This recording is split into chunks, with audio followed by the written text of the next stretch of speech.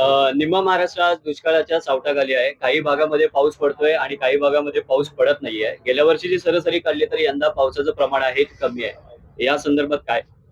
असं आहे की यंदा पाऊस हा कमीच पडणार आहे आणि त्याचबरोबर हा पाऊस रेग्युलर पडणार नाही आणि या यंदाच्या पावसाळ्यामध्ये खूप मोठ्या संकटाला सामोरं जावं लागणार आहे.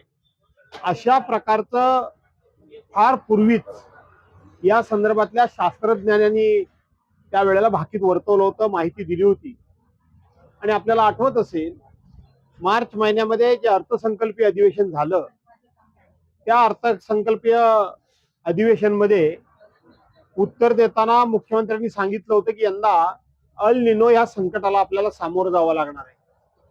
मग अशा प्रकारची संकटाची पूर्वकल्पना आली असताना राज्यकर्ते म्हणून राज्यकर्त्यांची जबाबदारी होती की या संकटाचा सामना करण्याकरता म्हणून यंत्रणा सज्ज ठेवणं, या संकटाचा सामना करण्याकरता म्हणून विरोधी पक्षाच्या लोकांना विश्वासात घेऊन त्यांची बैठक घेऊन आपण कोणकोणते उपाय करतोय, आपण काय काळजी घेतोय किंवा तुमच्या विरोध म्हणून काही सूचना आहेत का, हे विचारण्याची आपल्या महाराष्ट्राची परंपरा आहे. परंतु सत्तेचा अहंकार असल्यामुळं आणि पाशवी बहुमत मिळाल्यामुळं सध्या सत्ताधारी हे पूर्णपणे बेलगाम झालेले आहेत. त्यांना कोणाशी काही देणं घेणं नाही. त्यामुळं आज हे पाऊस नसल्याचा चटका उभ्या महाराष्ट्राला बसतोय. मुंबईमध्ये अत्याचाराचे जे प्रकार आहेत ते वाढतच चाललेले आहेत. 7 वर्षाच्या चिमुकलीवरती अत्याचार झालेले आहे. काय सांगाल या संदर्भात? या सरकारचं एकंदरीत जर बघितलं तर 2014 सालापासून आजपर्यंत या सरकारच्याकडे गृहमंत्रीपद आहे. मध्ये 2-2.25 वर्ष माननीय उद्धव साहेबांचं सरकार होतं, पण त्यावेळेला महाराष्ट्रामध्ये कोरोनासारखं महाभयंकर संकट होतं आणि म्हणून 2014 सालापासून आजपर्यंत ही मधली फक्त 2 वर्ष सोडली तर एकंदरीत या महाराष्ट्रामधला कायदा आणि सुव्यवस्थेचा आलेख इतका घसरलेला आहे. कधीतरी याच्यावर सरकारनं एकदा व्हाईट पेपर काढला पाहिजे. उत्तर देऊन आपण पोलिसांचेच कसे त्या ठिकाणी प्रवक्ते आहोत, स्पोक्स पर्सन आहोत, हे सांगण्याचं काम सरकारकडून होतं. त्याच्याऐवजी महाराष्ट्राची पूर्णपणे अधोगती झालेली आहे. सगळ्या क्षेत्रामध्ये कायदा सुव्यवस्थेमध्ये फार मोठ्या प्रमाणामध्ये अधोगती झालेली आहे. 3 वर्षाची मुलगी सुद्धा अत्याचारातून सुटत नाही. आताच आपण मुंबईचं प्रकरण सांगितलं. रेल्वेमध्ये केवळ दरवाजा बंद कर हे सांगितलं म्हणून भोसकून मारण्याचं काम त्या ठिकाणी करण्यात आलं.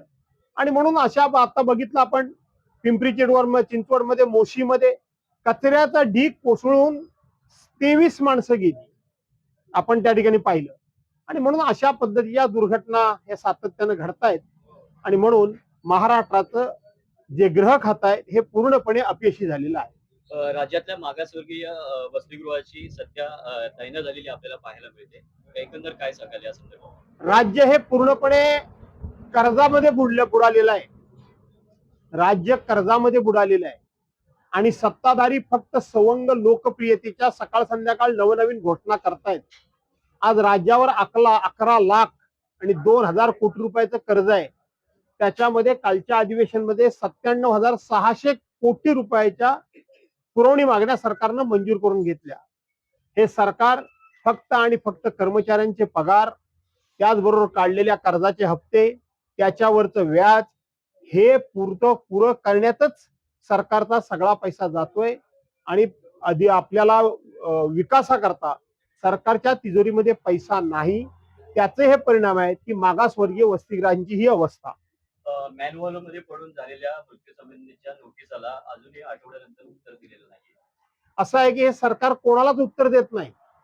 अशोक खराब प्रकरण एवढं मोठं झालं, परवानच्या दिवशी मी सभागृहामध्ये सांगितलं, त्यावेळेला मोठमोठ्या मंत्र्यांची, आमदार, खासदार, IAS ऑफिसर, IPS ऑफिसर यांची नावं आली.